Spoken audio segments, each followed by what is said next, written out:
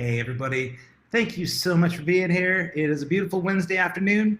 It's beautiful where I'm at. I am looking out at the sunshine in Mazatlan, Mexico. And before I get started, let me just thank my buddies at 5 Star Guitars. You saw their logo right there. If you go to 5starguitar.com, go to this extension, 5starguitars.com/all-access-live, and look at the material you have there. There's about 5 or 6 pages of guitars and guitar straps and amps and picks and everything else that you would want. And you can get 15% off by using this promo code, All Access 15, right there. So 5 Star is based in Beaverton, Oregon, and there's no sales tax. So not only are you going to get 15% off by using the promo code, but you're going to save money by buying local in Oregon, having no sales tax. They're a great sponsor for the show, and they were just nominated, or just awarded, the best vendor in the world by the NAM Association. So National Association of Music Merchants just voted them as the leader in music merchants throughout the world. So congratulations to 5 Star, and thanks for the partnership. Hit that promo code, and then if you don't mind and you're watching right here, I would love for you to subscribe. Hit that YouTube subscribe button. You'll be notified about the upcoming guests, which I have plenty of, and you can go back and look at the archives of the other shows. So, with that being said, let me tell you a little bit about my next guest. I'm really excited about this.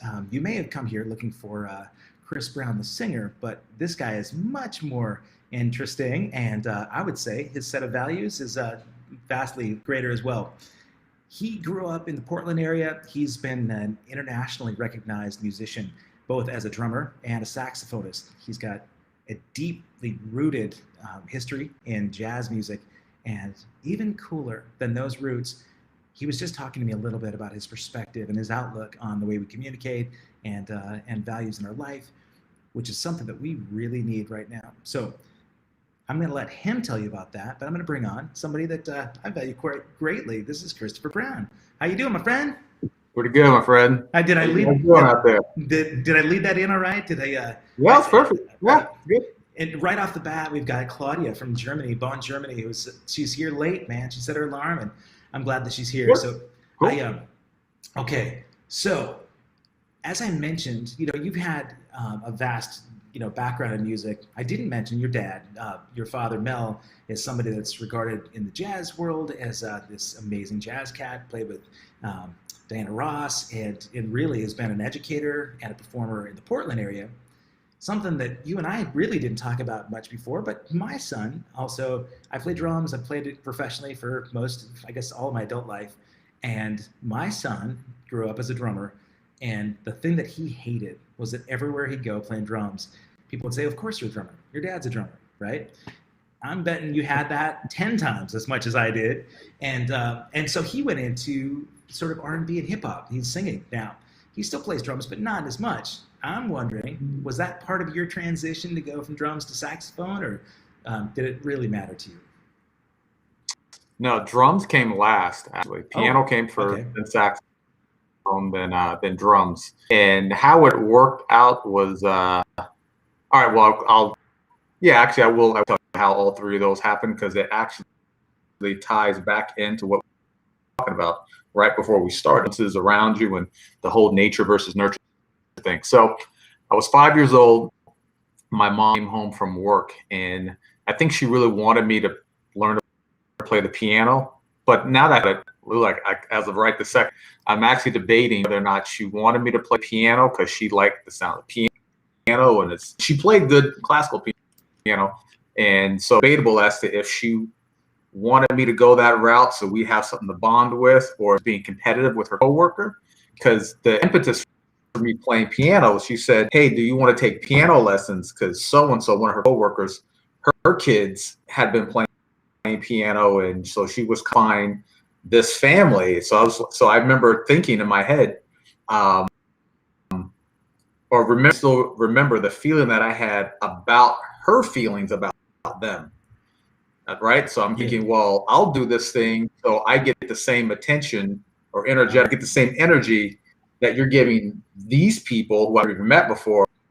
I want to get that for, right? And so I went to the piano. Wasn't serious about it at all. It was literally just that. And then saxophone came along. Well, actually, Okay, so in 5th grade, kids kept disappearing, right? They weren't getting kidnapped, but they were leaving class in the middle of the day. I'm like, where are these 3 people going? And it turned out there was a band. I didn't know there was a band in school, right? And so they're like, bro, if you do band, you get to cut class. I'm like, sign me up on it. I don't care what it is. This is 5th grade? And so, yeah, 5th grade. Okay. And so I'm like, I'm with this one guy. I'm like, how do I sign up? I go, what instrument should I play? Like, I don't really care what that is. He's like, you should play trumpet. It's super easy. It's only 3 buttons you got to know. It's like one of the hardest instruments. And so I was like, all right. So I went on down there. Nothing was available. Hardly, it seemed like. And I remember the teacher trying to match me up with an instrument based upon like my physiology, right? So she's going, well, how about trombone? I go, well, what's that look like? She's like, that's the thing that goes, I was like, hell no, right? And so they go, well, what about drums? I'm like, nah, I'm cool on that, because I came from piano first. And so I understood like how to, I understood when to play certain things because it's written out on a grid, right? But drums, there's not 12 notes. There's not 12 drums per se that you're going to be playing. So it just seemed a little too abstract for me. So I said, I'll come back to that maybe at some future date. And so the only thing that was left over was flute. I'm like, you can give me a rock for all I care. As long as I get to cut class, I'll do that. So I played flute for like 2 weeks. It got stolen at the store while playing video games. And then, and that was that. And then the following year, I wanted to play bass in the school band, and they were all checked out. The only thing that was left was like saxophone. So I was like, all right, I'll try playing that. And then one day my middle school band director, who was actually the same band, like I think Benny Green, the great jazz pianist, as well as Redmond, the great jazz saxophonist. He was their teacher when they were in elementary school down in like San Francisco, like that, like a whole decade earlier, or decade and a half earlier. And so he assumed that because my dad is Mel Brown, he's the drummer, that I should understand how to play drums, which I didn't. Right. But he convinced me that it'd be fine. And so he made me get in front of the whole class, this demonstration where he walked me through it just so I could show the class how the drums work.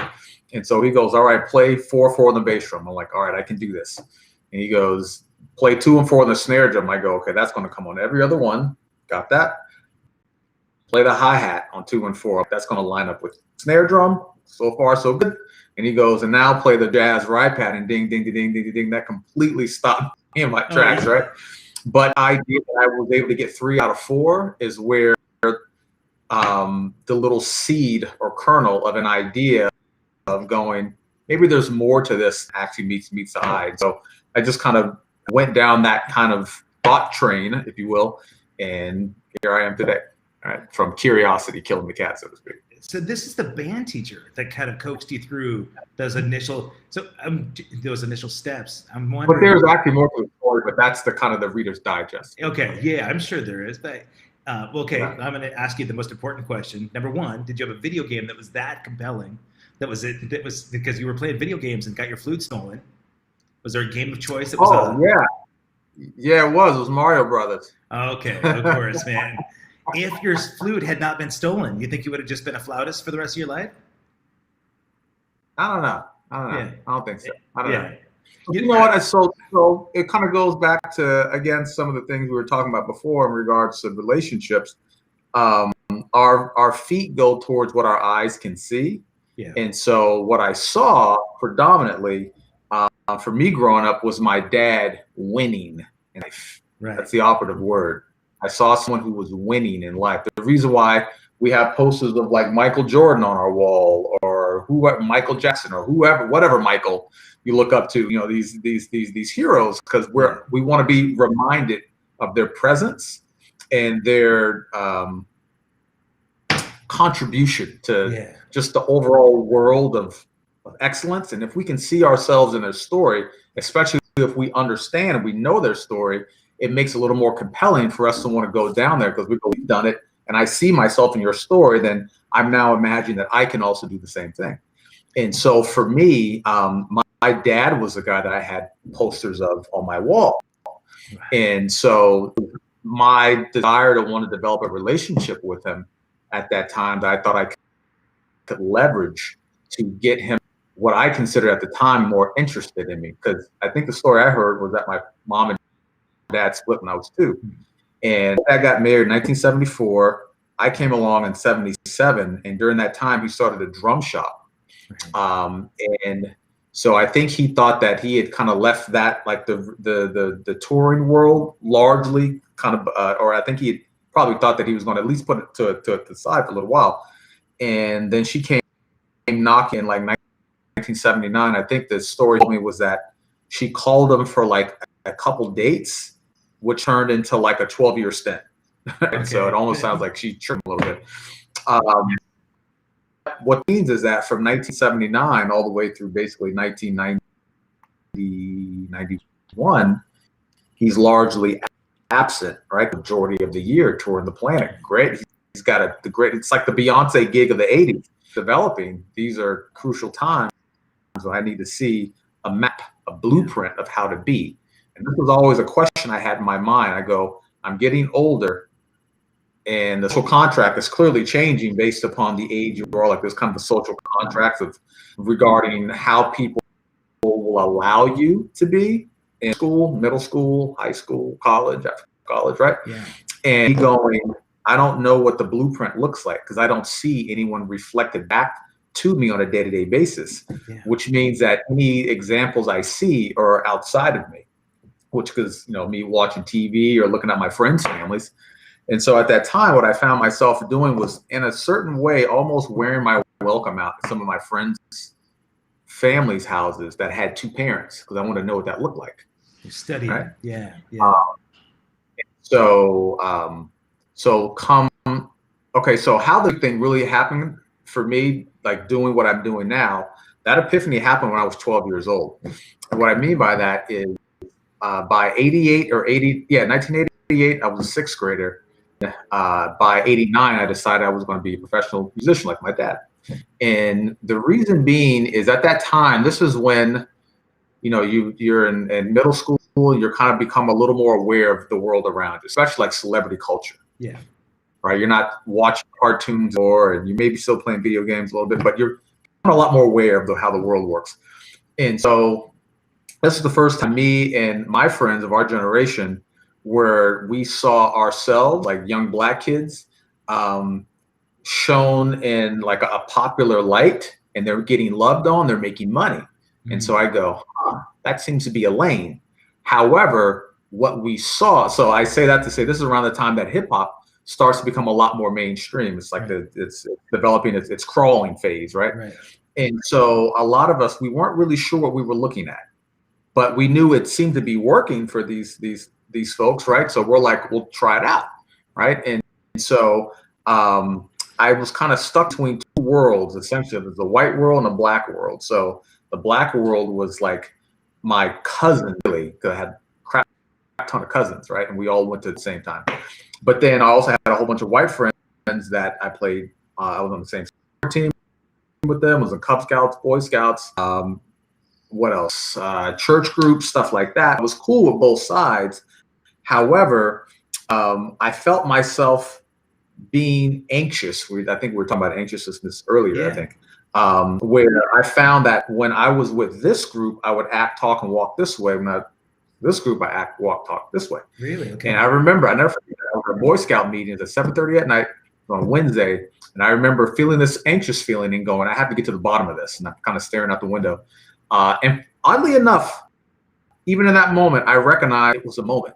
You know what I mean? It's like, it's one of those things like not to get too political, but the whole insurrection thing, right? You go, this isn't just a random moment, like or 9/11. You're like, this is a moment that's going to be immortalized in the history. We're going to come back to this 50, 60 years from now, still talking about it. So I recognized that there was at this moment, what's the deal? And I go, oh, I'm not being consistent, getting jerked around. I go, okay, so now let's see where the thought bubble goes from here.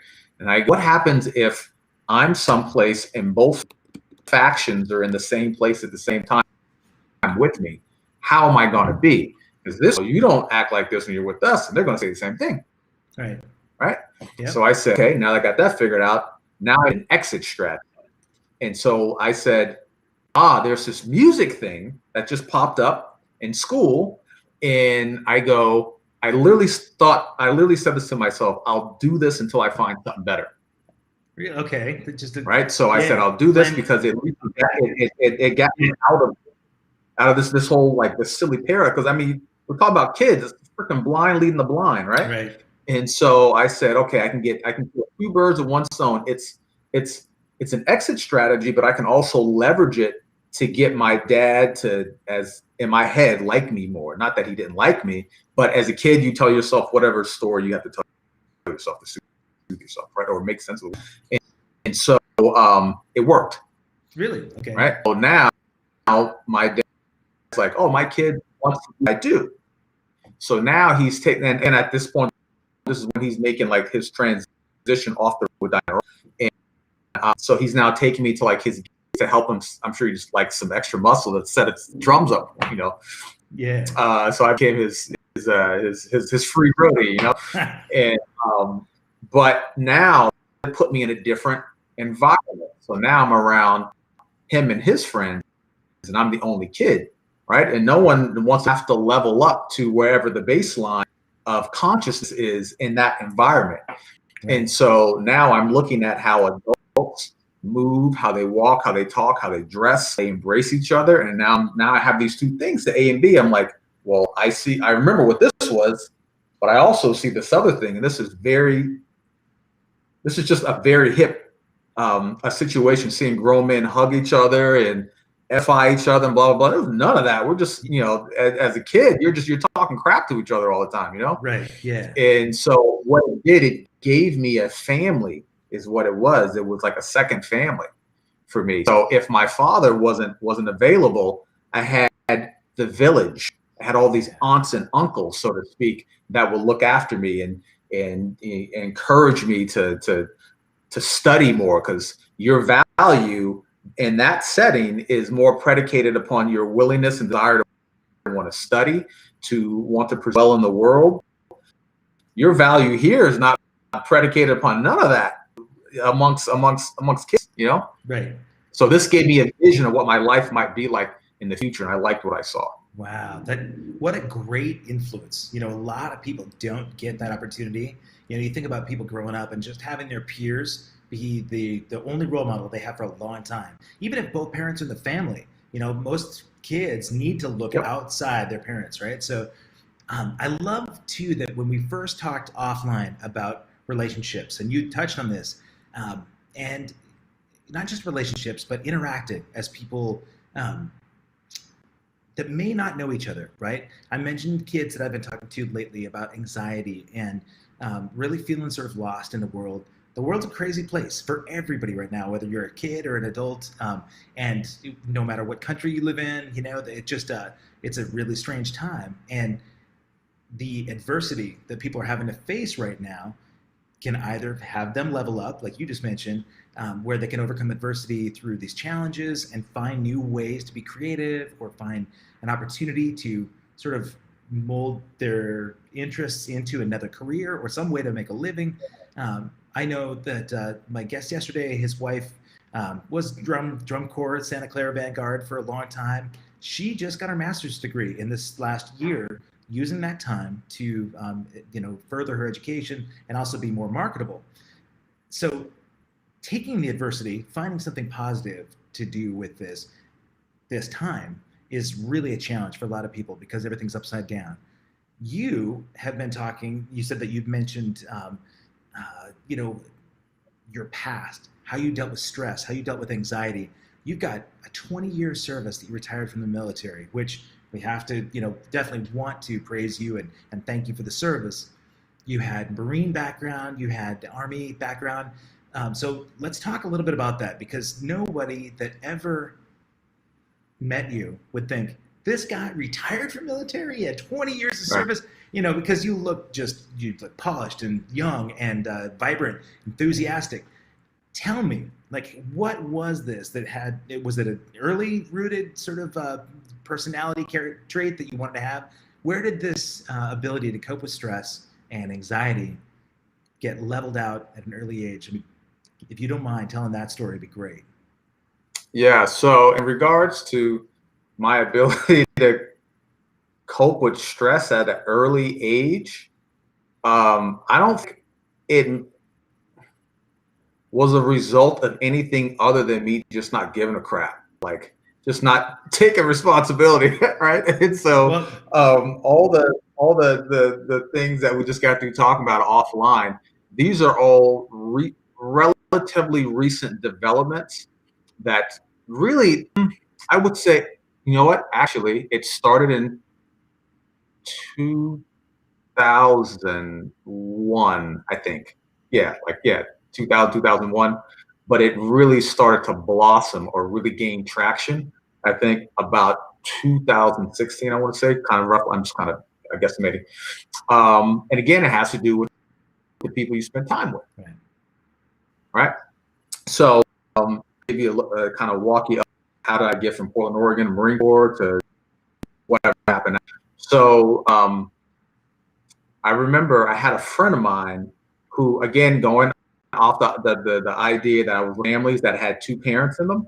There was a guy, he was my Jason Anderson. He was my best friend when I was in school. And he was 2 years older than me. And he was like the big brother that always, but they're both half brothers from me. And even then, they're like, I don't know, like 18 years older than me, respectively. So I never actually grew up with them. But this guy, was around him all the time. Phenomenal saxophonist. He got a full ride scholarship off of Berkeley after school. Wow. And so he was the guy that like would help me do my homework, and he hit me to all like the latest Branford records. In fact, the whole like Marsalis family, I don't know anything about until him. So he turned me phenomenal, and he was like a total expander for me, right? And so we went off to Berkeley, and then I said, "Oh, he goes." By his sophomore year, because he's 2 years older than me, he goes, "I might not stay at Berkeley. I might go someplace else." So I'm like, "Well, you need to get your shit together and tell me exactly where you're going to go to." So I didn't care what school I'm going to go to as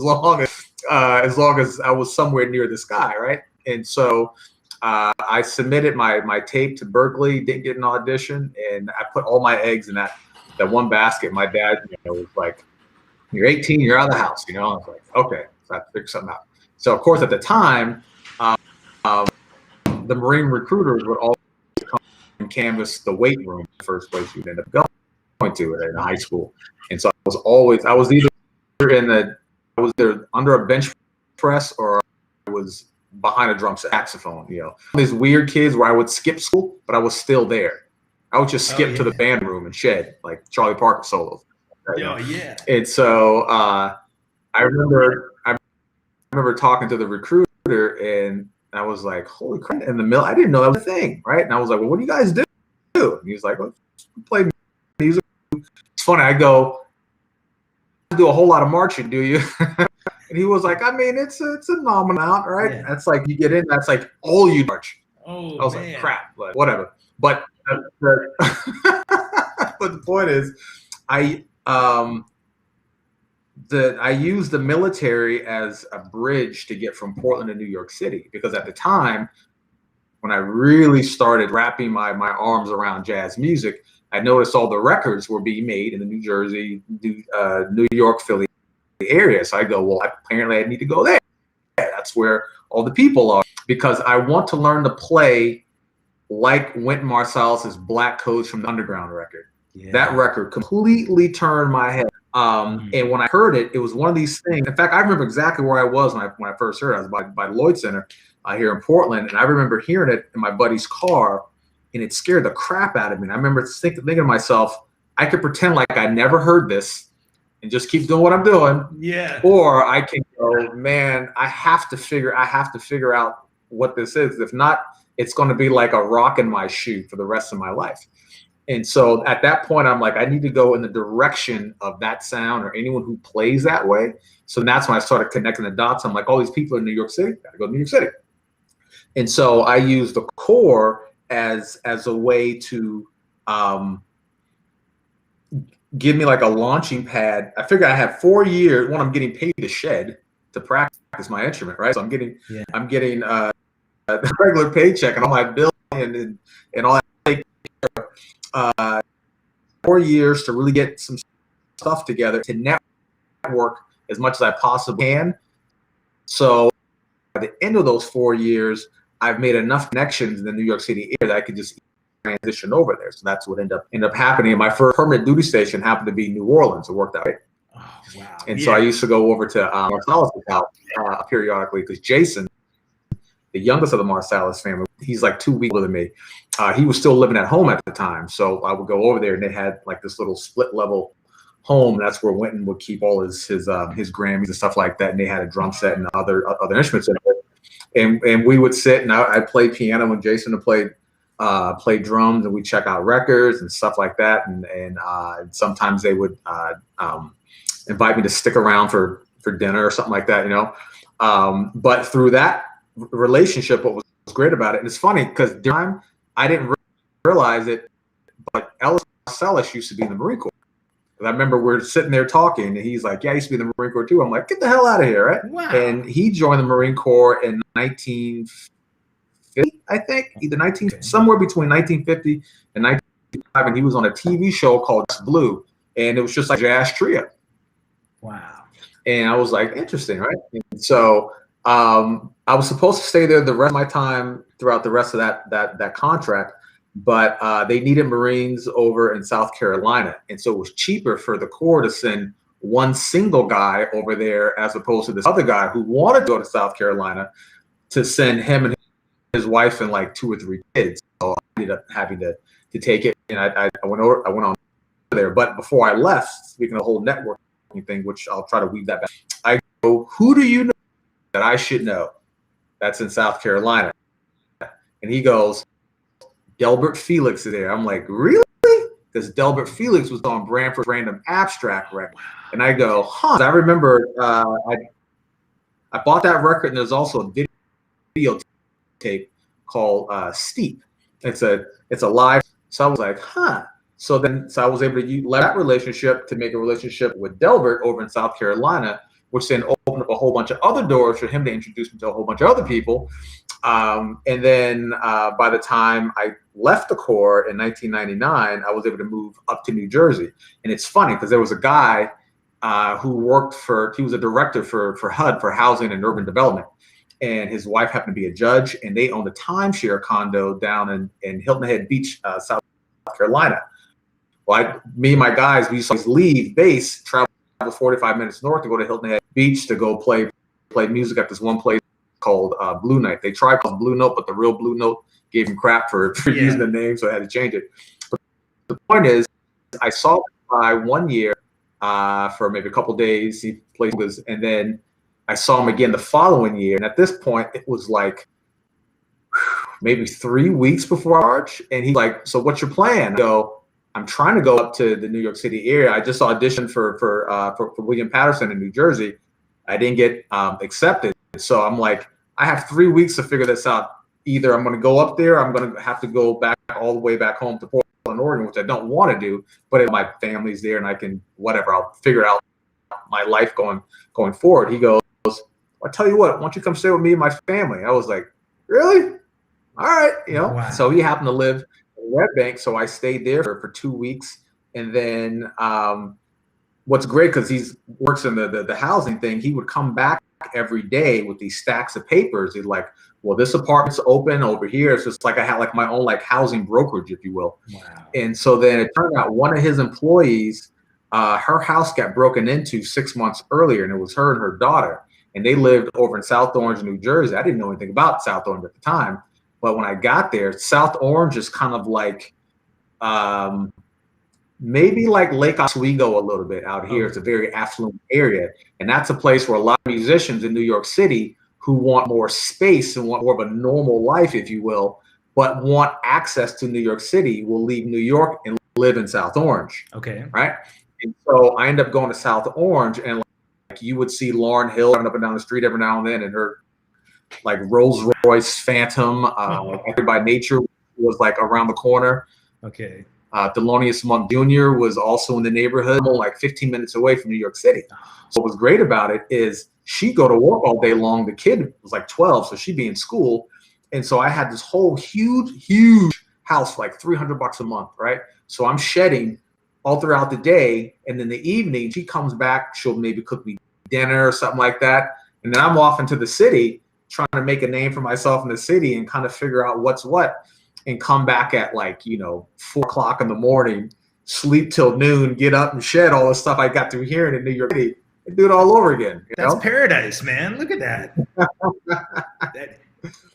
So that's what got me up to the New York City area, and there's obviously more to the story, but I'll let it go there. You were talking about the networking thing. I want to go back to how you met Jason Marsalis. How did that connection happen? Yeah, so one of the things that we jazz musicians always are interested in doing is find a jam session somewhere. So the lifeblood, you really want to see the culture of jazz music, you go to the roots of it all, which is the jam session setting. No different than basketball. You hear about these famous legendary basketball games, 3-on-3 or whatever, in like Bryant Park or in this park or in that park and that park in the Bronx or in whatever. Street ball. And so I went there. You're right, exactly, street ball. Yeah. And so I went to this one place called Cafe Brazil, and there was a former Marine who just left the Corps with a saxophonist. He was running jam session there. So I used to go there and play. That was the first time I met Nicholas Payton. It's funny because I'd never seen Nicholas Payton.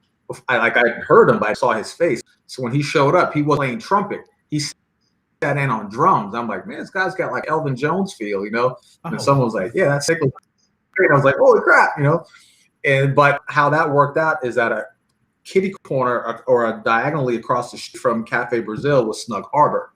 And Snug Harbor is like it's the main spot in New Orleans. And so Jason used to play there every single week with his dad, Ellis, gig. And so someone took me over there, introduced to him. Actually, it's funny. I met him and it was like, hey, nice to meet you, blah, blah, blah. He's like, oh, see it. And then we didn't see much of each other after for a few months. And then the Corps, I was able to get the Marine Corps to send me to the IAJE convention because I was able to bill it under like, I'm going to do like some musical reconnaissance. Yeah, right. And I'll get this information and bring it back to help the unit, And so they paid like my full way, my fare, my rental car, per diem, all that stuff to go to Chicago for the IAJ convention in 1998, January 1998. So when I went there, that was like NAMM, but for jazz musicians. Right. So it was like Michael Brecker there, like everyone in your grandmother you could possibly imagine is there. But you're like, you have access to these people because you may be sitting around eating breakfast in the hotel lobby, right? Yeah. And so I was like, hey, I remember we met, me, you, Jason, back. He's like, oh yeah, blah, blah, blah. And so we hung real tough there. So then when I got back to New Orleans, now therein lies the glue that exists in that relationship that allowed me that much more connected with them when I got back to New Orleans. And so we've been cool ever since.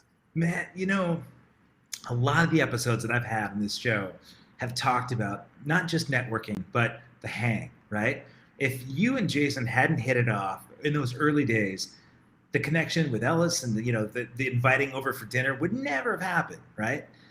A lot of guys that I've talked to that are mercenary cats that are just they're hired guns that have gotten great gigs. My pal Nate Morton, right, drummer from The Voice, man, he's played with everybody under the sun, and he's talked about these amazing gigs. But Nate and I clicked so hard because that guy is so cool with the hang. He can hang with anybody. It doesn't matter who it is. He makes you feel valued. He listens. He's he's funny, and I think that the hang, no matter what you do, is so key, right? So in jazz, there's this intuition that cats have, right? When you're playing, especially improv stuff, and you're just having to feel what's going to happen. You've never heard a tune before, or maybe you're doing something that is just like off the cuff. You've got to have this energy about you, even if you've never met that person you walked on stage. There's got to be this energy where the hang happens instantaneously.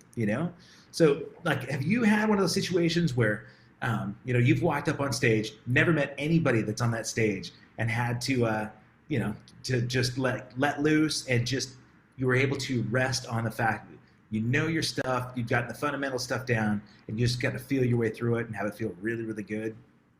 Yes. Okay. So this is a really important topic, and so this is where we talk tactics and strategies. Okay, cool. Because absolutely tactics and strategies involved with learning to cultivate great relationships. So one of the things that you'll notice is when you go to a jam session, this happens all the time. Let's say I see you for the first time. I walk into the club and you're up on stage, jam session you're playing. If I like the whole narrative usually plays out, I go, ooh, Kevin's killing, right? So then you come off the stage and I go, hey man, you sounded great, blah, blah, blah. Where are you from? Okay. That's not a music question. Right. I said, you sound great. And now we're talking about life. Where are you from? You're like, oh, I'm from Michigan, blah, blah, blah, blah, blah. Oh yeah. Do you know so-and-so, blah, blah. I went to Michigan once, blah, blah, blah. That has nothing to do. Okay. Right. Here's the opposite version of that. You get up there, you sound sad. You come off the stage, I have no reason to talk to you. So I don't learn any of that stuff, right? This happens at jam sessions everywhere, okay? So the reason being is because there's not enough relational glue. If there was relational glue, then it doesn't matter what you sound like, we can still be, and I'll still be interested in you and value your existence as a human being. Okay, I'll tell you a perfect example of this. First time I played with Branford, it was in December 2010. And when I was back there, I used to do these regular jam sessions on behalf of the Van Doren Company. We called them the Vando Jam. Yeah, Vando Jam. And it was great because it was a 4-hour session in the city from like 8 o'clock to midnight. There was no cover, no minimum, and right, because it was a marketing thing for the Van Doren Company. Sure. For those who don't know, the Van Doren Company, there, they make like woodwind neck straps and reed and like that. Okay, so at the end of every year, we was big blowout hang. Right, talk about a hang. It was an 8-hour hang. Right, so from noon to 8 was a hang, and then from 8 to midnight was the session. Right? 12-hour thing, and so people are basically they're eating. So, all right, so we would have it at the, let's see, at a place called Iguana, and 2 doors down was like the offices for Van Doren. We'll go over here, eat, check out gear, whatever, drink. So people like nice and loose after 8 hours of hanging. Yeah. And then they kind of stumble on over to the Iguana and get ready for the session. But at the end of the year, we would make like a big deal of it. We would always host a special guy every single year. So this particular year, we had Branford as our special guy. And so then we would assemble like a who's who of saxophonists to fill out like a little mini big band. And my buddy Todd Bayshore, he would arrange a bunch of like really hip versions of like of Christmas music, right? So we have Branford up there, and he's playing. I remember thinking, don't be a fanboy. That's what I said to myself, right? So of course he comes in, everyone's like, oh man, Branford. I'm like, what's up, bro? You know what I mean? Even though like inside, right. I'm like, oh man, it's Branford. But I'm like, oh, cool. What's up, bro? I see you up on stage, right? So we're playing, and I thought that tactic, that strategy would help me to feel calm and cool and relaxed. I could just play, but it made it worse. Right, and the reason why. So I'm playing, and I'm like, this is the moment I've been preparing since I was 15 years old. When my buddy Jason played me the Went in Black Coats from the Underground record that has Branford on it. It was the first time I ever heard Branford was on that record. And so now, like, I'm having that like bucket list moment where, you play along with the record. You're like, oh, I wonder what it'd be like if I ever find myself in a situation to play behind him. I'm thinking I would play this, I play this. Now here's that moment, right? And so I'm feeling choked, like I'm second guessing everything. And I mean, it sounded fine, but I knew I didn't play. I didn't feel comfortable being myself. The reason being is because I didn't bridge the gap. That's why I call it bridging the gap now. When you have that butterfly feeling, and let's say whoever, some person who you really respect, say, hey, I want you to play with me. You have to immediately talk to them or engage with them in a conversation that has nothing to do with what you're about to do. So that way you create the emotional floorboard, or the foundation. Yeah, it's right. It's glue. Glue is the word I'm looking for. Yeah. So if you have that, then when you go to play, if you play a suspect fill or some weird crash, because people understand that relationship is much more valuable than like performance, they're going to be a lot more forgiving when you take a chance and you fall on your face. It's going to fall on your face. Now, how I came to this conclusion was sitting next to Branford was my old college professor, Ralph Bowen. Now, in my personal opinion, I think Ralph runs circles around. I'm not afraid to play with Ralph. Why not? Because I've gotten drunk with Ralph. I've stayed at his house for Father's Day, multiple Father's Days, for Thanksgiving. He's told me about his kids, his failed marriages, blah, blah, blah. I've done a ton of gigs with him. So I know there's no way that I could possibly play in a way that if he didn't find favor with it, that he would cast me aside and it would kill the relationship. Right. Right. And so what you want is to know that when you're on the stage, that any idea you play, it won't count against the integrity of your relationship with the people. Right. So now when I play with my guys in my own band, whenever we make a mistake, we immediately laugh about it immediately. It's so important, I think, that you laugh off mistakes. I think sometimes we take ourselves way too seriously, right? If you think about it, like if every musician would stop playing music, like we go, you know what, I'm gonna boycott playing music for like a week or even a month. Guess what? It's not gonna impact your life. If garbage men around town all say we're boycotting for even a day, you'll feel it. Oh yeah. Right. So that's like my way of making sure that like I maintain the proper perspective around and what it actually do. And I'm not saying that like music doesn't bring a disproportionate, provide a disproportionate amount of value to people, but at the same token, let's again maintain the proper perspective, because essentially the whole point of having this perspective has to do with how we interact with one another. Yeah. Right. And I've seen too many situations just because people don't know how to cultivate great relationships. Yeah, we could have sort of added that theme title to this, because cultivating great relationships is not just key in music, right? It's everything. It's romantic relationships, it's business and professional relationships, it's the engagement or interaction you might have with your garbage man. I mean, if you're buddies with the guy that's coming to provide a service for you every week, and you forget to take the garbage cans down one day, if you've got that guy, as one of your brothers, they'll come down and they'll pick that up, or they'll say, hey man, you left your garbage cans up there. I went ahead and just grabbed them and brought them down for you, because you've developed a relationship, trust. You've bridged that gap that you talked about. Being vulnerable is a really key part that I have found with people, cultivating relationships. You talked about that. You were able to, you got drunk with this person that you respected. You felt like he could play circles around Branford, but you weren't intimidated because he was vulnerable with you. He talked about his failed relationships. You were able to break bread, have food together. You got to see them as real people, right? And you didn't hold, him in this regard that was untouchable. With Branford, he became a hero to you long before you met him, in that way that you got to hear the music and you sort of held him in regard that he was untouchable.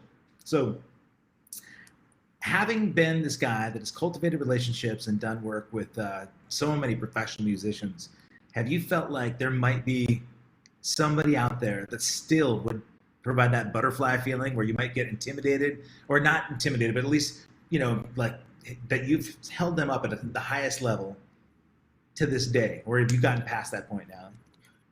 Sure. No, I think there will be certain folks out there, but you know what? So I haven't read the book. I've heard a lot of people talk about it. It's called Atomic Habits, and it's based on what the author of that book's name is.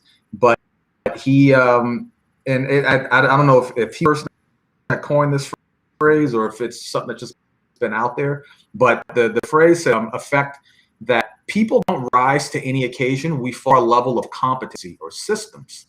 Okay, so depending on who I'm playing with and the music I'm playing, more so the latter part of that statement, I may or may not have that butterfly feeling, right? So for example, here's a perfect example. Someone goes, I'm afraid of public speaking. If I paid you $1 million to get up in front of 1 million people and just say your name, are you afraid of public speaking? No, you would sing your name, right? Yeah. Because you're not Yep. confused about how to say you're very clear on how your name goes. So what happens when we get that butterfly feeling, which really the better word for that is triggered. It triggers something happens emotionally inside of you. That trigger is, to me, letting you know that your foundation has holes in it. And it took that you being in this new situation to remind you that you still have work to do. Again, and say, my name is Kevin Rankin, you could do that, fine, right? But if you didn't know, like for example, if I paid you age and recite somebody else's name, but you were unsure of how to say it, lies the butterfly effect, right? Yep. And so I've spent a lot of time over the years really trying to come up with the most objective framework for what it means to be functional. So for people who fight, when you think about fighting, the fear that people have is going to the ground. So if you know how to fight on the ground, then you don't have a problem getting in the arena. Another example of this would be swimming. The prerequisite to swimming is floating. If you know how to tread water, you don't have a problem jumping in the water. We just need you to jump in the water. So often, I find that now when I go to let's say like swinging, I don't second guess myself as if I'm doing the right thing, because I've stress tested my assertions and belief system about whether or not I'm swinging well or not. And how do I do this? Only way to stress test it is you A and B it against a large sample size. So I go, well, let me see if this I have an idea about something. I think this works because it worked in this setting. Find evidence in the 90s, in the 80s, in the 70s, in the 60s, in the 50s, in the 40s, in the 30s, and 20s. And if in the same, if the math throughout the entire history of jazz music, I go, this is a thing that what's the word I'm looking for? Kind of like a universal truth, if you will. Right. So here's what we talk about universal truths, because this is something I think that a lot of people don't think about. Music is not hard. It's not hard. In fact, nothing is hard. I think what's hard are the words that we use to talk about things. Okay. So in music, there's only 3 things you need to know to be functional. In fact, we spend thousands of dollars getting into debt, going to college to learn how to do 3 things. Just these 3 things. Those 3 things are, I call them the 3 commandments. Thou shalt always be in tune, thou shalt be in time, and thou shalt always know how to play a song without screwing it up. Okay? So that means that you know the right melody and the right harmony. That's it. Now, think of these things as being like 3 doors. So every time you go to take lessons from someone, always asking them, what strategies do you use, Mr. or Mrs. whoever, to keep yourself consistently in tune, in time, and knowing how to memorize the song? That's it. You go, thank you. You go to this next person. You go, thank you, thank you, thank you, thank you, right? You do this for the rest of your life. And so what you're doing is you're developing sort of like this Batman utility belt strategies. So 5-10 years from now, you find yourself in what I call war in music. You're like, okay, the bass is doing something, blah, blah. You're like, how do I fix it? You have all these strategies at your disposal, came from years of learning different strategies along the way, but they all satisfy the same thing, which is I need to keep steady. I need to keep my intonation steady. I need to be able to play the right melody and the right harmony. The reason why I say this is because you being deficient in any one of these areas distracts the listener from being present. Right. That's that end of the day, out of everything we've said here today, out of any conversation you'll have in life, what the work is, how do we get to a place where we can be 100% present in the moment when we're talking to someone, and present sitting on a rock or something like that, right? Because we have all these thoughts, this incessant matter that causes this type of anxiety, because there's questions, I call them open loops, that we don't have answers for things. And so we're constantly like doing math equations, right, in our head. And it's because you haven't learned how to shrink your circle of concern. So when I would play back in the day, I would get anxious is because I had too many thoughts going on in my head. I'm like, am I not playing enough? Am I playing too much? Am I playing too loud? Am I not playing loud enough? Right? Yeah. These are questions I don't have answers for. So once I realized there's only these 3 things you have to be able to do, that then my circle of concern, and then allowed me to be a lot more aware of what's happening around me. Because if I'm drowning, it's really hard for me to care about saving you, right? And so if I'm drowning or advanced, my brain goes inwards because it's a self-preservation act. So that means like balance completely out the window, because I'm like, the tempo's too fast, my forearm is swelling up and blah, and so I'm just like muscling my way through it, and I'm louder than everybody else on the daggone bandstand, which means that I'm not in present time consciousness. I'm not here. I'm in my head. Perfect example of this, you know this, where you're driving down the street and you're deep in thought, and then you get to your destination, you're like, I don't remember the last 10 minutes of my drive. Right. Oh yeah. Right? Because your focus was inside and your subconscious was driving the vehicle on automatic pilot. Right?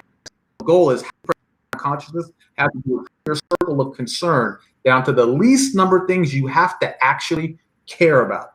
And so those 3 things was like a complete, like, life-altering experience. Because now when I practice, I'm never confused about what I'm practicing. How many times have you go, all right, Kevin, so today we're going to have work on this. You're like, all right. And you're thinking to yourself, why? You should do this because, you know, maybe it's a nice thing to know. Maybe it comes out in 3 months or 6 months or a couple of years. Who knows? It's like, if we're building a house, I don't go, just go do some random activity. Maybe we might need some wood.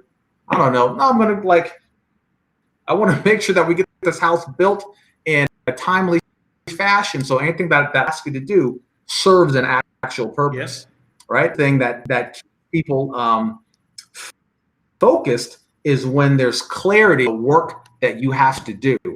And so that's the reason why I say not hard, it's just time consuming. The hard part is learning how to talk about it. So anyone who's confused, just the right person come along to help you shrink your circle of concern, to help you realize it's not rocket science.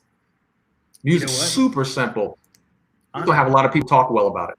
I bet you that applies to a lot of different disciplines, right? I mean, you know, you've had the military be a sort of a conduit to you being able to play music, but I would imagine that applies to combat. It probably applies to being an architect or developer or anything else that, you know, simplifying and paring those things down with a simple understanding of those core fundamental things is a much better way to approach something that seems complex at first, right? You know, I think, you know, some of the folks that are watching this chat right now, they're musicians, and they can apply some of these things to, you know, their current gigs, whether it be a rock gig or a jazz gig, or maybe they're a music teacher, right? And thinking about being an educator, which you're also in that role. When you think about being an effective educator, so much of that is understanding the end result that you want to provide for these kids, right? If you think I need to be a master at my craft, whether it be an instrument or the master teacher, in order to present the information in such a way that these kids are going to excel in these areas. But really, if you break that down into saying, I know how to communicate, right? Being a good communicator and listening to these kids and understanding what their interests are, what their goals are, what their, you know, which level they're entering that class. I would imagine you're going to be a much better teacher because you're in tune, you're present with what their capabilities and their focus, and I think kids will be more engaged, and I think that makes you a better teacher because you've captured the interest and the imagination of these kids. I'm grateful to know that you're involved in education as well, because you can tell that you've really done a lot of analysis and work on what makes effective communication important, developing relationships. That glue, the foundational glue, is so key. Keith Parkhurst says relationships are the meaning of life. I believe that. I think it's involved, in everything you do. I've had this sort of mantra. Jim Carrey, the comedian, had this speech that he gave as a commencement speech many, many years ago to marketing kids. And he said, the effect you have on others is the greatest form of currency there is. And so much of that impact and effect is communication, relationships. And, I think we need more teachers like that can develop an understanding of communication and the importance of relationships. Because you know what? Right now, during the pandemic, a lot of people have been isolated. We haven't been able to communicate in person, and the relationship development, especially with kids, is stuck right here behind a screen, right? They haven't learned a way to look in people's eyes and listen to what they have to say and speak back to them what they understand from what, the comprehension that they got from what someone said. I think I'm worried a lot about youth that don't have an opportunity to have somebody like you listen and encourage them to develop better, communication strategies. This is completely off topic, but I know that I have to do this on every show. Yeah. I always like to ask, and I haven't given you any prep to do this, I love to ask about guilty pleasures. As somebody who's an accomplished jazz musician, somebody might just expect that that's all you listen to, right? Whether it be music or anything else. Is there anything that somebody that knows Christopher Brown would be completely surprised by if they found out that your guilty pleasure was? Loft House sugar cookies. Oh, really? Okay. You have a stash of them right now? No, I ran through them a little while ago. That's actually the thing. If you've got, that's the best thing about guilty pleasures. If you have them around all the time, they're not as special, right? So you get to, I love that. Do you have a ritual after a gig? Do you have like a post gig?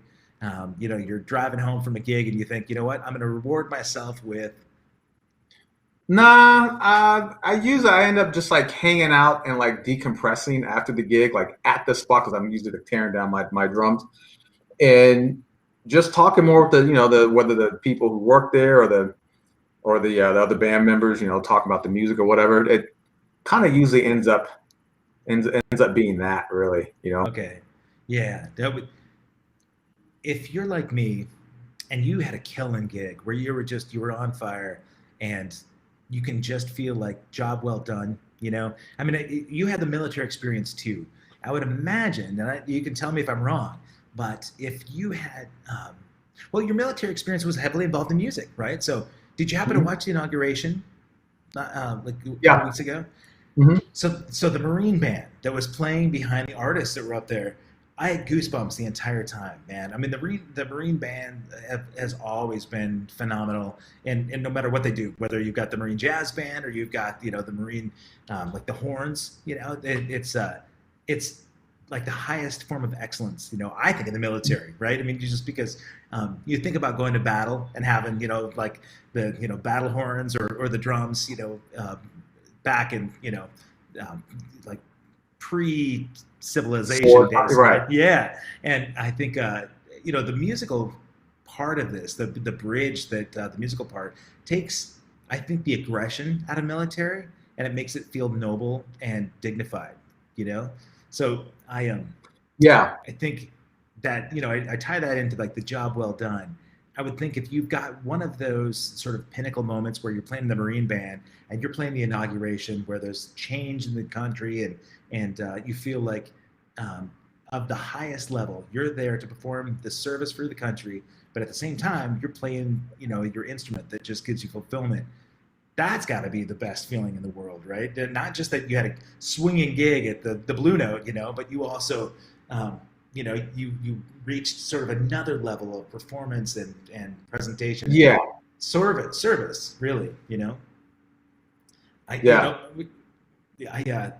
were there any moments that you wanted to share, just like surprising moments as a musician in either the Army National Guard band or the Marine band that you think those were, again, you talked about bucket list check items before. When they write the book on Christopher Brown and his musical legacy, any moments of the military service that you think, okay, that's definitely one of the chapters that's going to be bookmarked?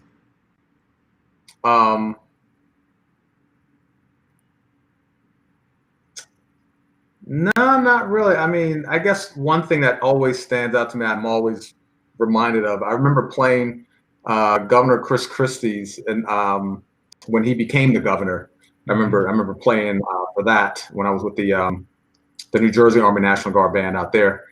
Aside from that, not really. So here's the funny thing about the military.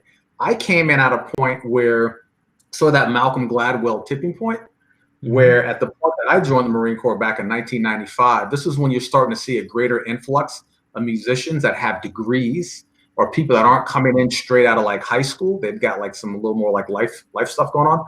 And so prior to that, it was just sort of my own feelings that there were a lot of people who, I hate to say it this way, but kind of like glorified high school bandsmen that were able to cop a check without having to face the sting of the market, if you will. Meaning you go out and you play. If you suck, you don't get hired back.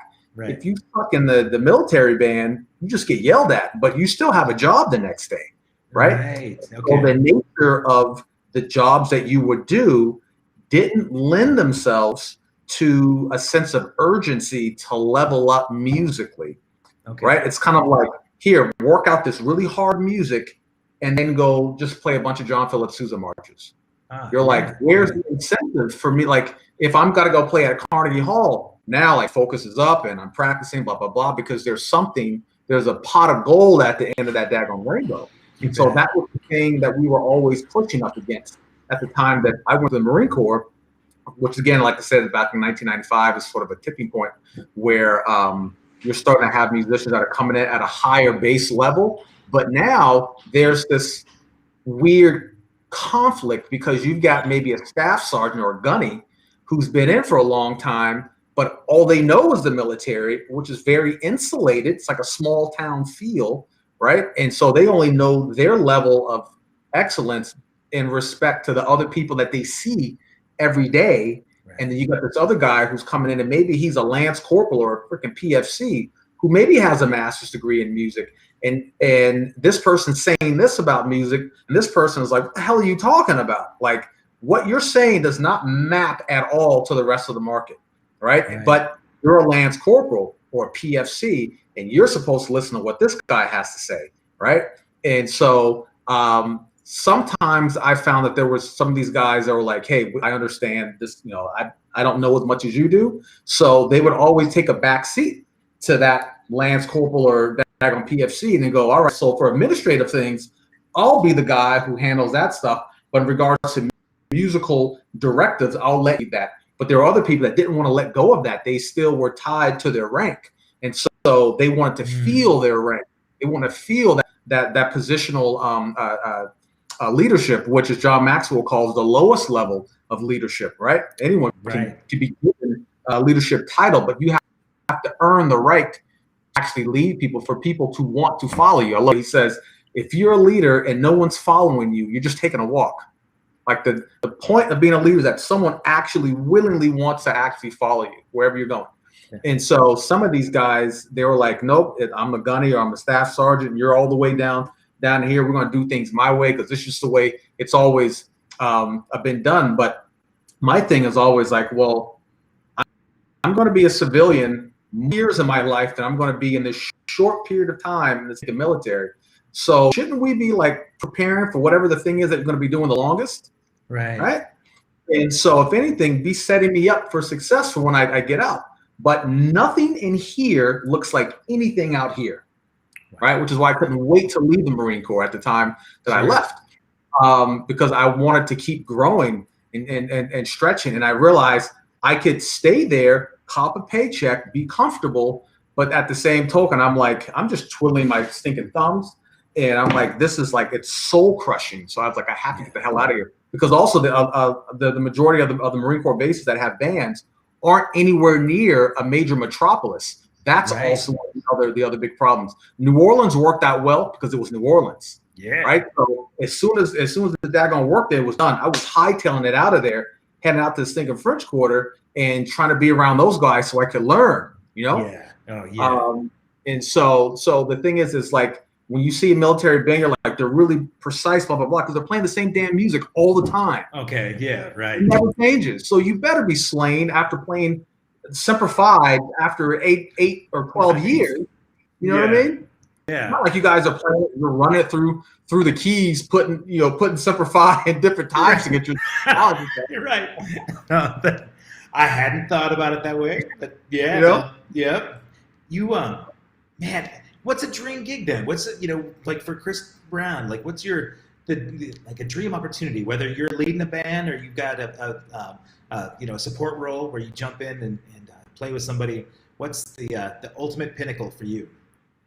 Musically speaking, I think it would still be to play with Kenny Garrett. Like, that's my man. And I did get that bucket list checked a little bit, where he had me sit in on his gig like 2 years ago over at the Portland Jazz Festival. Nice.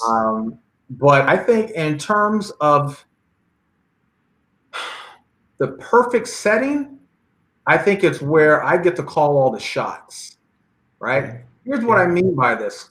And I love taking like common sayings that people have and stress test them, because oftentimes we just recycle and we parrot words and phrases that people have said to us over all the years. We never actually like stress tested.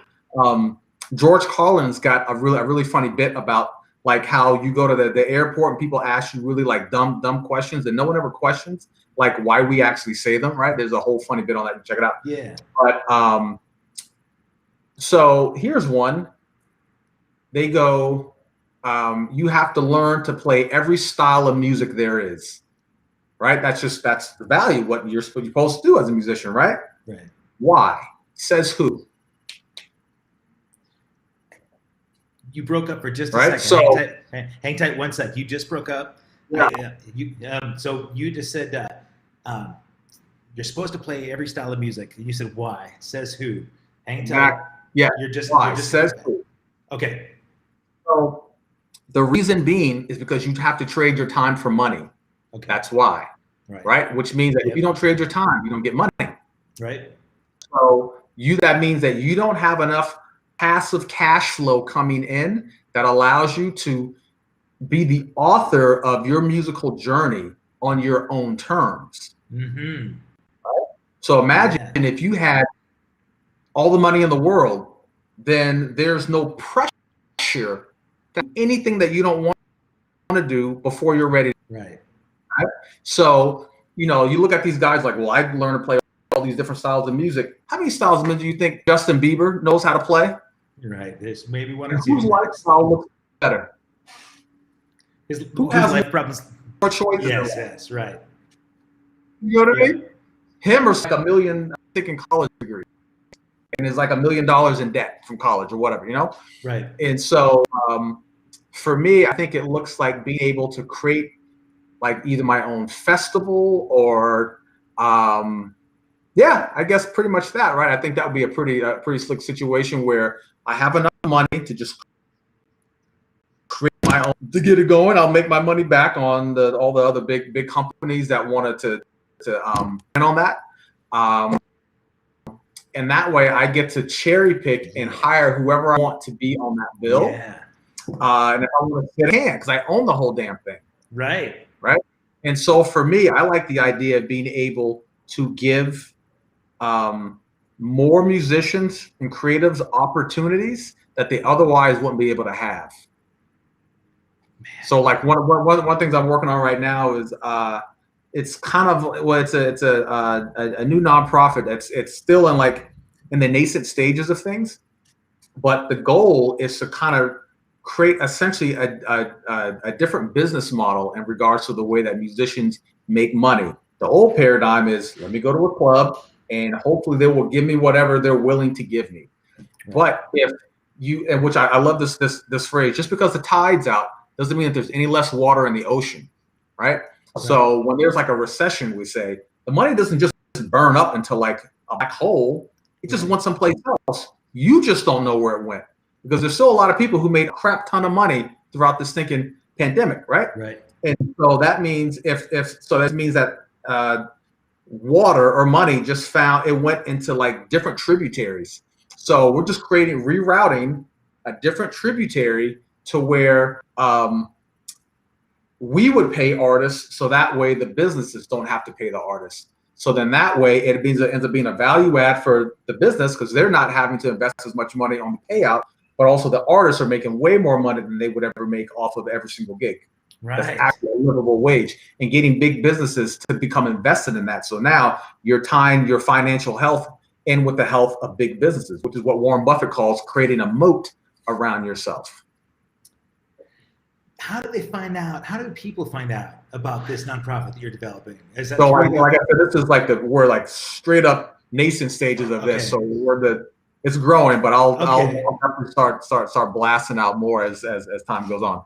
I love it, man. I mean, really, there is a new paradigm that needs to be sort of explored, and I love the idea that musicians could benefit from this. Especially, you talked about water flowing to different tributaries. Yeah, there's an opportunity for people to somehow make ends meet playing music, even if it's not walking into a club and playing these gigs, which is a perfect conduit to talking about your gig this weekend. You got a gig at the Jack London Review, your trio's playing through a streaming platform, but you're still there at the club. You're just going to stream this gig and sell tickets. And so I put a link to the ticket link in the promotion for this thing, I think, on Facebook, and Instagram, and YouTube.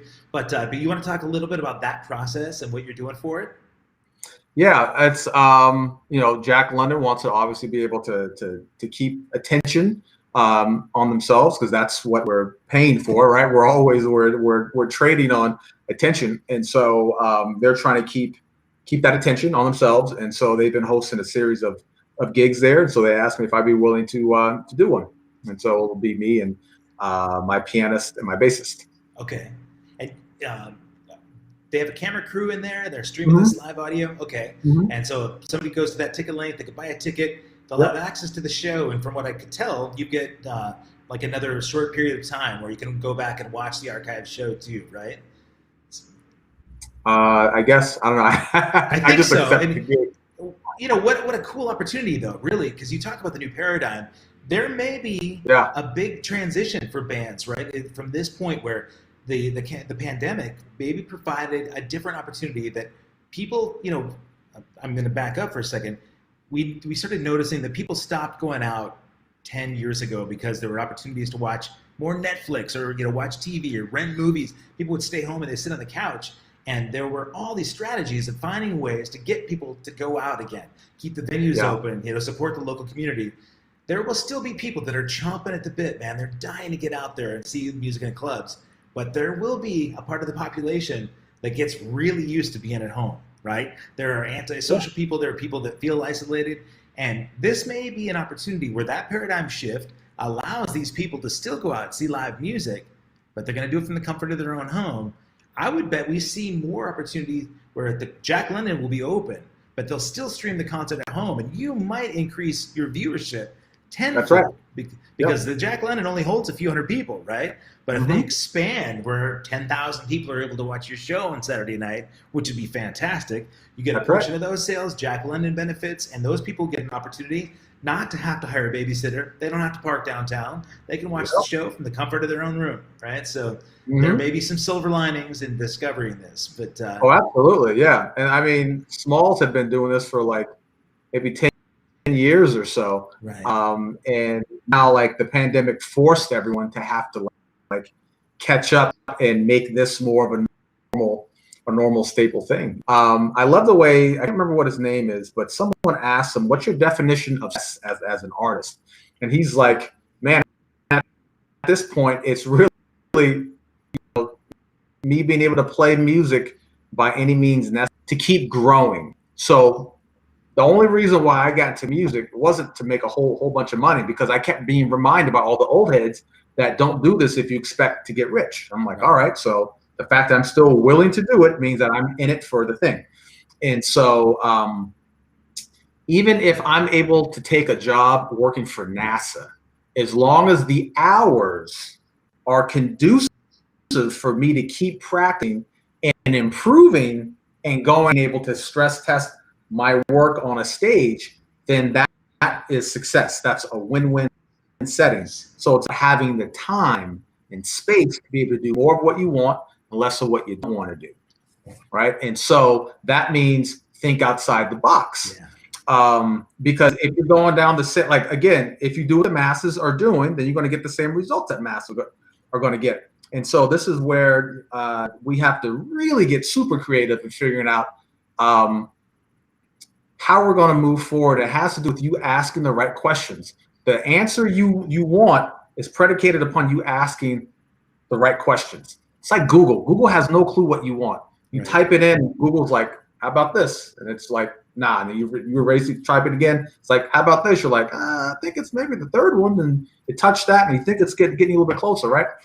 And so for me, the come to Jesus moment was like several years ago. I asked myself, does it make more sense for me to make all my money off of music or to live a phenomenal life with music in the middle of it?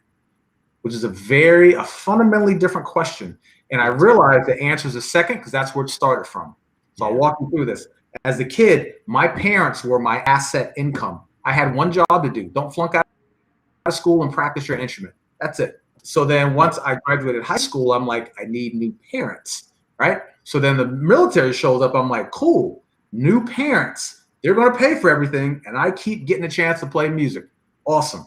So then I leave the Marine Corps. I'm like, I need new parents. I knew as long as I'm in school, I get to tap the GI Bill and Marine Corps College Fund. So I go off to college. And I have a place to live. I meet a guy who's also a private prior service guy. And he goes, if you join the National Guard, they'll cover, in New Jersey, they'll cover 100% of your tuition. So I'm like, all right, cool, I'll do that. So I did that. And then the grants that I covered the remainder of the bill. So now I'm getting a refund check back every semester from school. And now the GI Bill and Marine Corps College Fund is all this income. So now I'm making over $2,000 for nothing going to college, which I have all this time in the world to take every gig I want as well. Nice.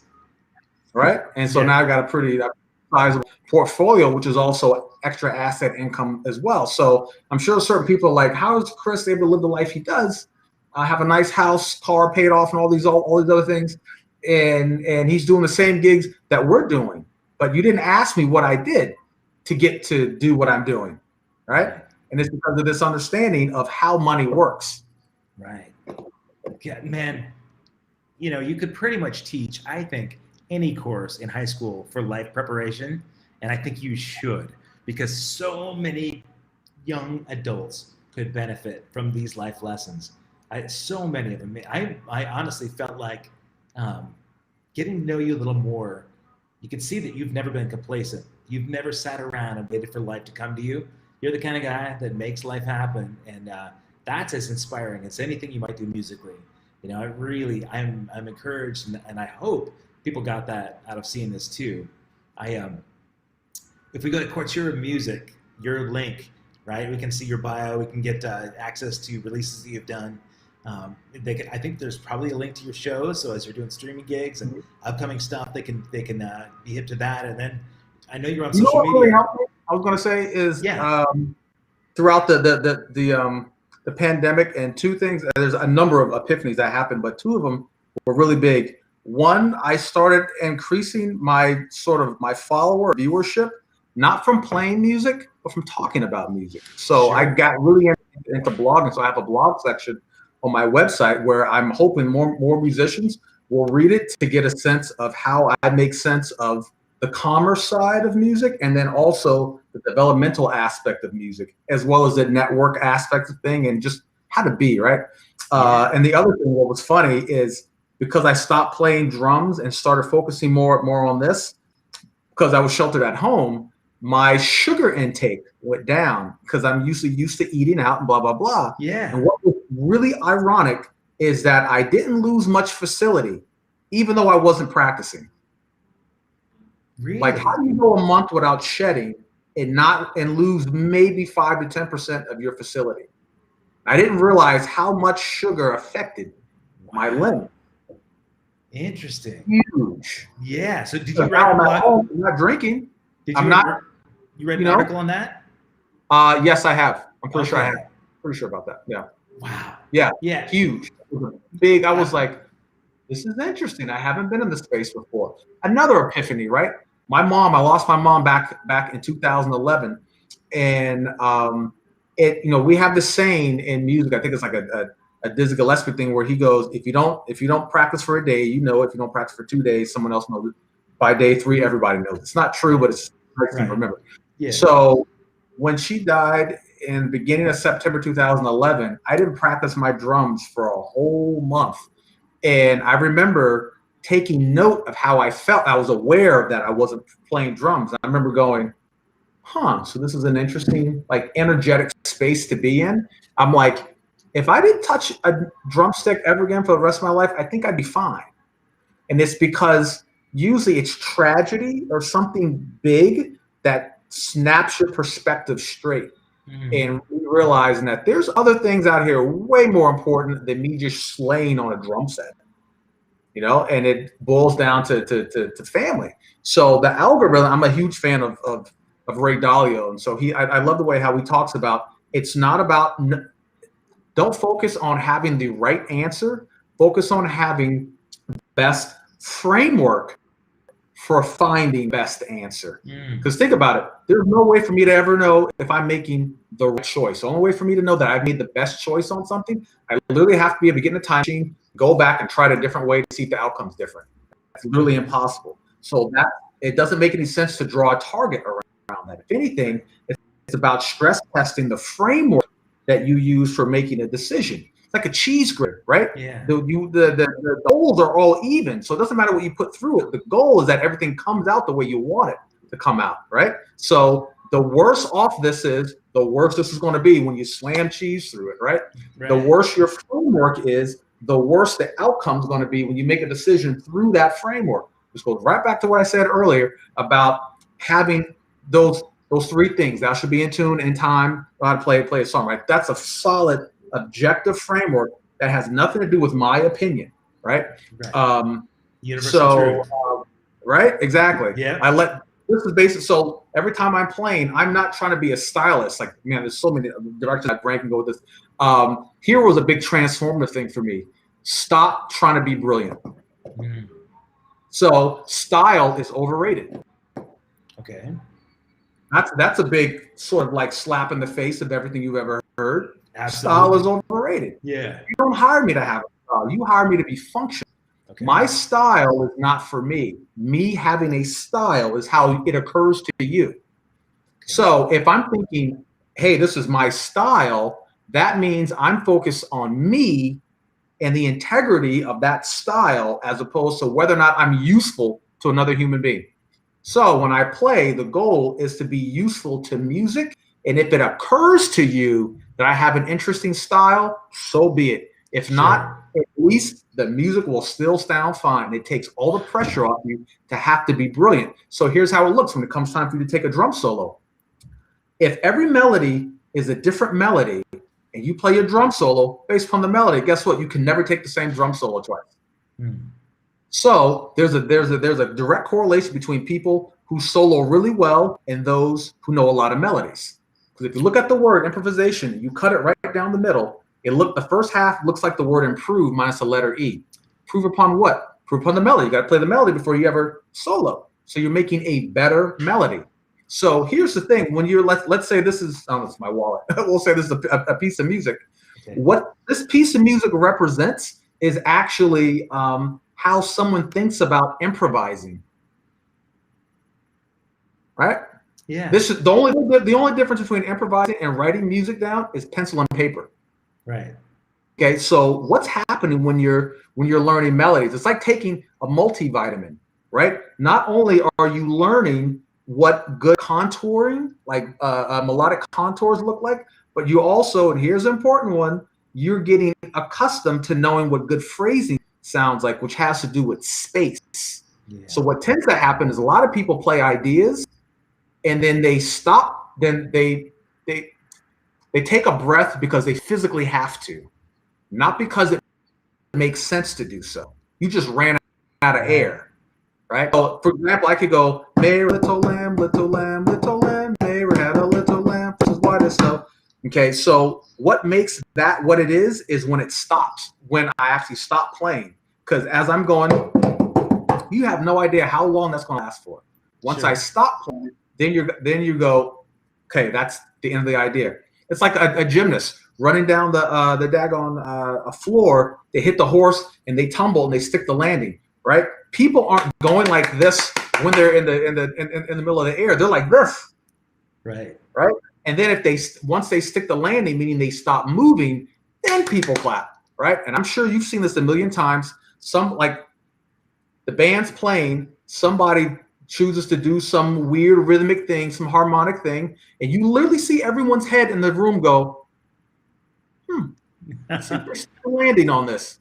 And if they stick the landing, you go, all right, I see, all right, that worked. But if they don't stick the landing, you're like, looking around the room for confirmation from other people, like, I don't think this dude really stuck the landing. Right. You know what I mean? So the goal is to get the audience to dig your space. Yeah. Right. So, but they're shrinking your circle of concern. We can even take one step back from there and just go learn a bunch of melodies. Yeah. Because if all I'm doing an actual melody that's been well, so to speak, then I don't ever have to think about if I'm leaving too much space or not enough space. And I force that to the song itself. So here's an example: John Coltrane's impressions.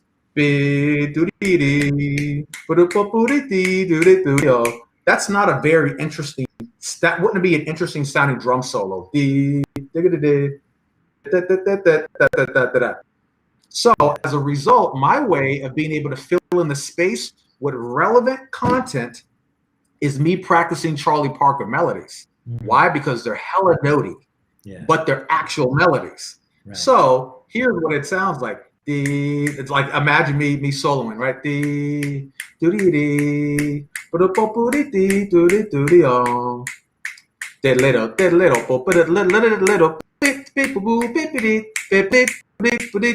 Bridge.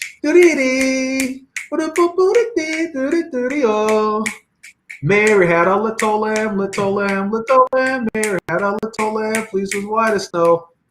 Pop. You know you're sticking the landing, man.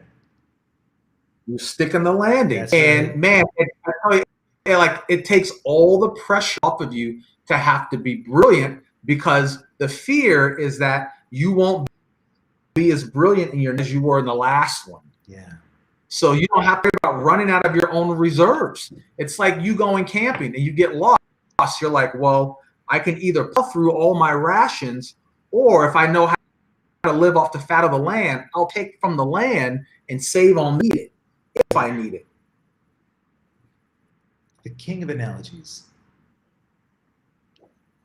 I lost you for just a second, but I was just thinking, man, you've got more metaphors, more analogies, more examples than I could ever put into a book. I love it. I tell you what, I definitely want to make sure that I'm going to also put a link to your blog in there, because I think there's a wealth of information out there, and I can't wait to go through and look at these articles and work on my sugar intake, man, because I crave it. I need to get rid of this extra chin, and I want to feel better playing drums. I really do. I feel like I've learned a lot more about just being a more effective musician, hanging with you, and I really appreciate the time, man. It's been so fun, really fun for me, and I know that other musicians out here are digging in the chat too. So, Jack London Review, Saturday night. You can get your tickets right now by going to the Jack London site. I'll have a link to that and this ad as well. We can see you. I think it's 7:30. It's when it starts, right? So I'll be 8 o'clock. Yeah, I think they open. Okay, right. Whatever, open doors. Yeah, I love it. I love it, man. So make sure you go to Quatuor of Music as well, and check out Christopher Brown. Look at his blog, take some notes, and then check out the show on Saturday night. Chris, man, thank you so much, buddy. This has been so Thank fun. you, man. I want to Keep write. talking to me forever. Well, you know what? I would love to bring you back on again. Look at the transition, and I'm going to read a few of your blog articles, and then we'll talk topical stuff because I think cool. a lot of people would get something out of this. So yeah, you and I could go for hours. This is beautiful, man. Thank you so much, man. Have a great show on Saturday, and folks, if you haven't yet, subscribe to this channel and go out there and find Chris's blog articles, man, because the guy's got a wealth of information. So be adaptable, work on communication, be respectful to each other, be good. And Chris Brown, man, thank you so much for this. And find yourself some of those, find those sugar cookies, all right? Yeah. All right, man. Have a great buddy. Thanks again for this. And bless you, man. All right.